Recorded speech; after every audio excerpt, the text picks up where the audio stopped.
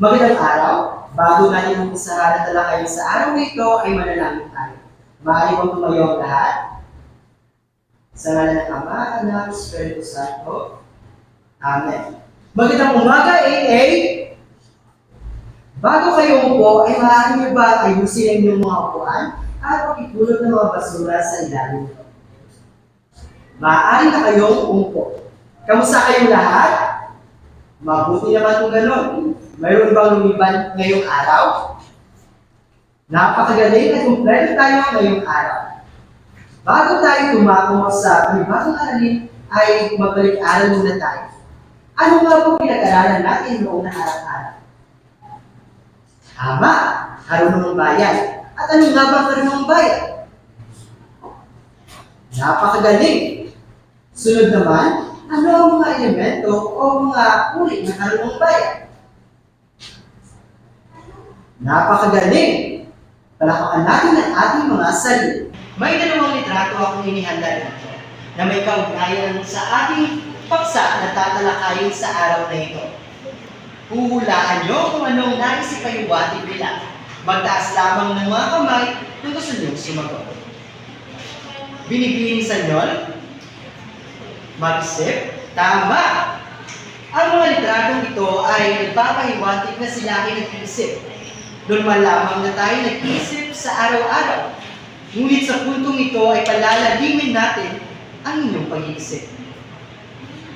Mayroon akong isang layunin sa araw na ito. Nahuhulaan nyo ang mga mahahalagang kaisipan at sagot sa mga napakinggang palaisipan. Handa na ba kayo? Ang bagong pag-uusapan natin sa araw na ito ay ang palaisipan. Meron ba kayong ideya o kaalaman kung ano ang palaisipan? Mabuti. Ayon kay Alejandro G. Abadilla, ama ng modernistong pagtula sa Tagalog, bawat kibot ng ating bibig ay mayroong sinasabi at katuturan. Kaya pinalalagay na ito ang pinagmulan ng mga aktang patula katulad ng palaisipan. Ngunit ano nga ba palaisipan?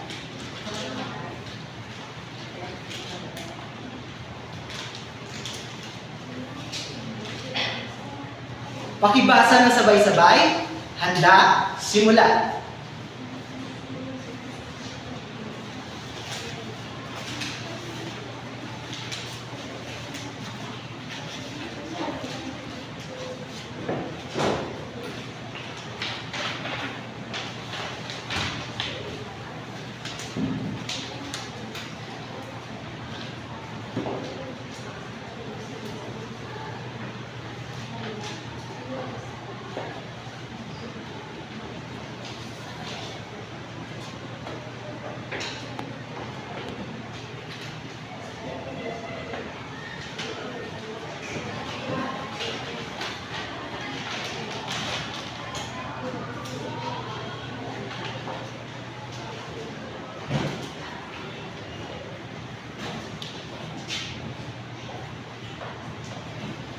Papansin nyo sa unang halimbawa.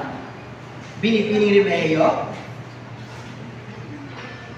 Tama, ito'y nangangailangan ng kritikal na pag-iisip para malutas ang isang katanungan, kung kaya ito'y nagpapatalas ng ating isipan.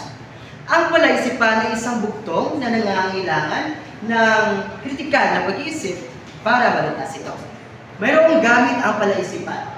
Una ay pagpapatalas ng isip. Tumutulong ang palaisipan para sa mas mahusay na pag-iisip at paglutas ng problema. Pangalawa ay ang edukasyon. Ito ay isang sangkap sa pagtuturo ng kritikal at logikal na pag-iisip. Ang pangatlo naman ay ang kasiyahan. Ang palaisipan ay nagbibigay kasiyahan at aliw sa mga naglalaro ito. Dumako naman tayo sa kalagahan ng palaisipan. Mayroon itong tatlo. Una ay pagpapatalas ng kakayahan sa pag-iisip. Ang palaisipan ay tumutulong sa pagkakaroon ng pag-iisip sa pinakalalim na paraan. Pangalawa ay ang pagtutulungan. Minsan, ang palaisipan ay nagiging masaya at madali kung ito ay pinagtutulungan ng iyong mga kaibigan. Pangtatlo ay ang pagpapalawak ng imahinasyon. Tumutulong ang palaisipan sa pagpapalawak ng imahinasyon ng mga mag-aaral, estudyante, sapagkat binibigyan ito ng pagkakataon upang mag-isip ng malikhain at labas sa karaniwan.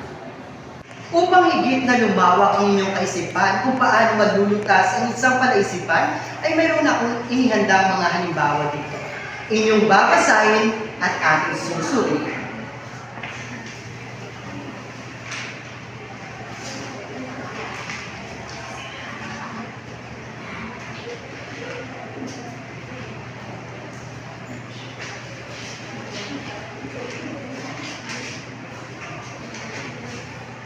Sa muli, itaas lamang inyong mga kamay kung gusto niyong sumagot.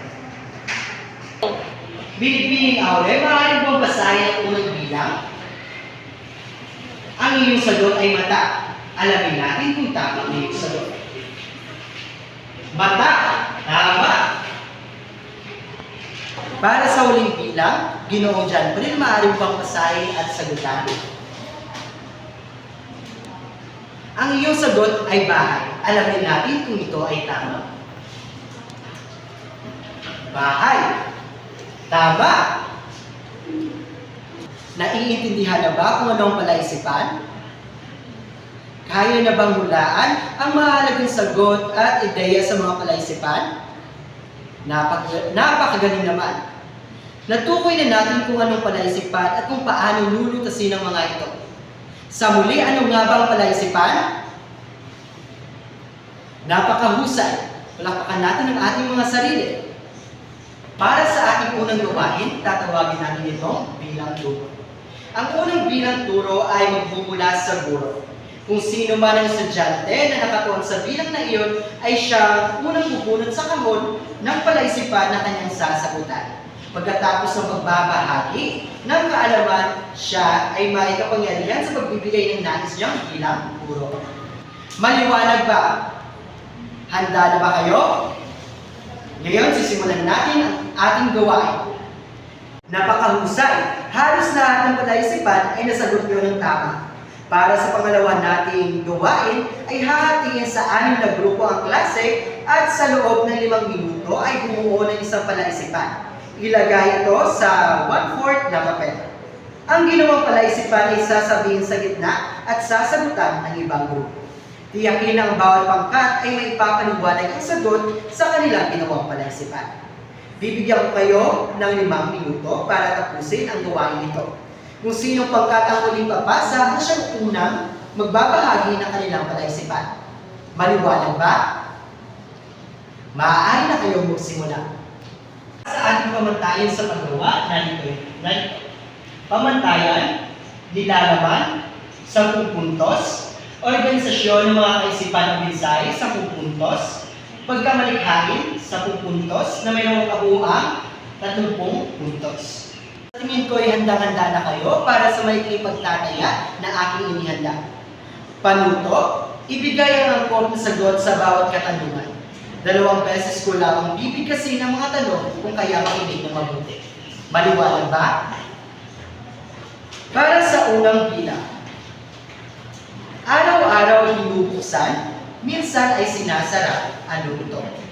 Araw-araw binubuksan, minsan ay sinasara. Ano ito? Para sa huling bilang, ano ang meron sa itlog na meron din sa dagat? Anong meron sa itlog na meron din sa dagat? Tapos na ba ang lahat? Ipasa ang may papel sa harapan. Para sa ating takdang aralin, sumulat ng isang sariling palaisipan batay sa sarili niyong karanasan. Isulat ito sa inyong kwaderno. Ito ang pamantayan sa gagawin niyong takdang aralin. May katanungan pa ba? Kung ganon, ay dito na nagtatapos ang ating aralin sa araw nito. Tapusin natin ito sa maliit na panalangin. Maaari bang tumayong lahat? Sa ngalan ng Ama, Anak, Espiritu Santo. Amen. Maraming salamat at paalam 8A.